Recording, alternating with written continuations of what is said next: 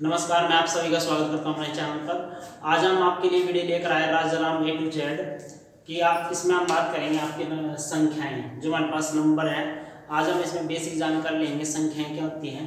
सबसे पहले नंबर पर आते हैं हमारे पास प्राकृतिक संख्या। प्राकृतिक संख्या कौन सी संख्या होती है जिसको हम नेचुरल नंबर बोलते हैं। प्राकृतिक संख्या हमारी जो एक से शुरू होती है संख्या, एक से लेकर 1 2 3 4 5 और जो अनंत तक जाए उसे क्या बोलते हैं, प्राकृतिक संख्या। और दूसरे नंबर पर आती है हमारी पूर्ण संख्या।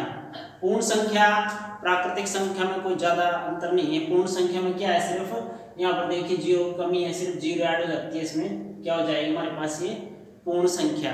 क्या बोलते हैं इसको, पूर्ण संख्या। पूर्ण संख्या 0 1 2 3 4 5 कहां तक चली जाती है, भी अनंत तक। उसके बाद पूर्णांक संख्या। पूर्णांक संख्या क्या होती है, पूर्णांक संख्या में सभी नंबर शामिल होते हैं, प्लस के भी और माइनस के भी, और इसमें जीरो भी शामिल होती है। जैसे 0 -1 -2 -3 -4 और कहां तक होती है, माइनस अनंत तक। और इधर 1 2 3 4 और कहां तक चली जाती है, अनंत तक। अब आती है हमारे पास सम संख्या। सम संख्या वह संख्या होती है जो वह संख्या जो 2 से पूरी भाग हो जाए, यानी कि जिसका शेषफल शून्य है 2 से भाग होने पर उसको बोलते हैं सम संख्या। जैसे कि 2 4 6 8 कहां तक चली जाती है, भी अनंत तक, यानी कि वह संख्या जो 2 से पूरी भाग हो जाए। विषम संख्या। विषम संख्या क्या होती है, जो 2 से पूरी भाग ना हो, जिसका अगर हम 2 से भाग करें तो शेषफल शून्य ना आए, वह होती है विषम संख्या। जैसे कि 1 3 5 7 9 भी एक विषम संख्या है। ऐसे ऐसे करके ये भी अनंत तक चली जाती है। और उसके बाद आती है हमारे पास भाज्य संख्या। भाज्य संख्या कौन सी संख्या होती है, भाज्य संख्या हमारी वह संख्या होती है जो स्वयं को छोड़कर, जैसे कि 1 से भाग होगी और किसी और से भाग हो जाए, वह होती है भाज्य संख्या। जो संख्या किसी और से भी भाग हो जाए, जैसे कि 2 है, 2 किसी से भाग नहीं होता, सिर्फ स्वयं से ही भाग होता है। 3 भी स्वयं से भाग होता है, लेकिन 4 स्वयं से भाग होता है, 1 से भाग होता है और किससे भाग होता है, 2 से। तो सबसे पहली भाज्य संख्या कौन सी हमारी, 4 6 8 9 10। 9 भी एक भाज्य संख्या। क्यों, क्योंकि ये 3 से भाग होता है, 1 से भाग होता है और स्वयं से भी भाग हो जाता है। और ऐसे करके ये भी कहां तक चली जाती है, अनंत तक।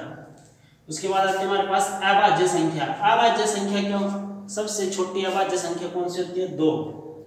और अभाज्य संख्या वह संख्या होती है जो किसी से भी भाग ना हो, किसी से भी भाग ना हो। या हम ये भी कह सकते हैं कि किसी के भी पहाड़े में ना आए, वो होती है हमारे पास अभाज्य संख्या। जैसे कि 2 3 5 7 11, ऐसे ये भी अनंत तक चली जाती है। उसके बाद आती है हमारे पास परिमेय संख्या। परिमेय संख्या कौन सी संख्या होती है, जो हमारे p/q के रूप में लिखी जाती है। किसके रूप में, p/q के रूप में। और जो हमारा q का मान है, जो हमारा q का मान है नॉट इक्वल टू 0 होना चाहिए, यानी कि q का मान 0 नहीं होना चाहिए। और इसको हम भिन्न भी कहते हैं। जैसे कि हमारे पास बटे की फॉर्म होनी चाहिए, जैसे कि 1/2 3/4, ऐसे जो बटे की फॉर्म होगी इसको क्या बोलेंगे हम, परिमेय संख्या बोलेंगे।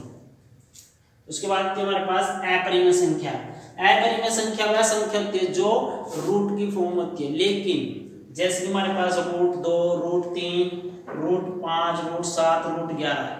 और अगर हम बात करें √4 एक अपरिमेय संख्या नहीं होती, क्योंकि √4 का अगर हम यहाँ पर करें √4 में क्या आएगा, 2 क्या है, एक हमारे पास परिमेय संख्या है।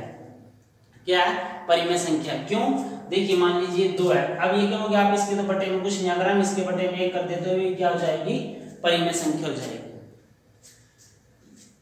धन्यवाद।